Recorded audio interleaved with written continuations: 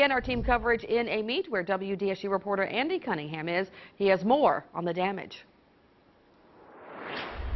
It's not how people in this part of Tangipahoa Parish envisioned they'd be spending their Christmas Eve, whether one of the many victims of Tuesday's storm left to pick up the pieces, or the many volunteers and crews working overtime to lend this community a much-needed hand.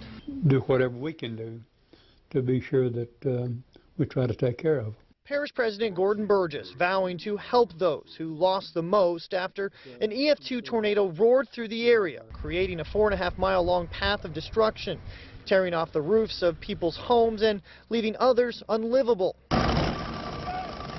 while knocking out power to thousands in just seconds. As Parish President, I have a lot of chores I have to do. Some's pleasant and some is like last night. When you see the destruction that a storm can create, it's just not a good feeling.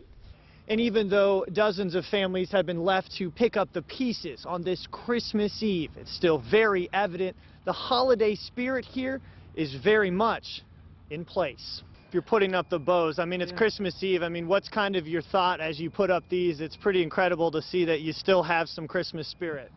Well, it's still going to be Christmas, and it's Christ's birthday, so we'll celebrate. An emotional Rodney Schultz said he rode out the storm with his wife in their living room. I heard a high-pitched whistling sound. That's what I heard. But it didn't last very long, about 10 or 15 seconds. The tornado's 100-mile-per-hour winds cut through his property, uprooting more than a dozen century-old pine trees. Amazingly, his home of more than 2 decades untouched. We just looked outside and saw what had happened. Wow. And thankful to God that we lived through it. And that is why Rodney Schultz says he will remain positive, even as the task at hand seems overwhelming. Reporting on your side from a meet, Andy Cunningham, WDSU News.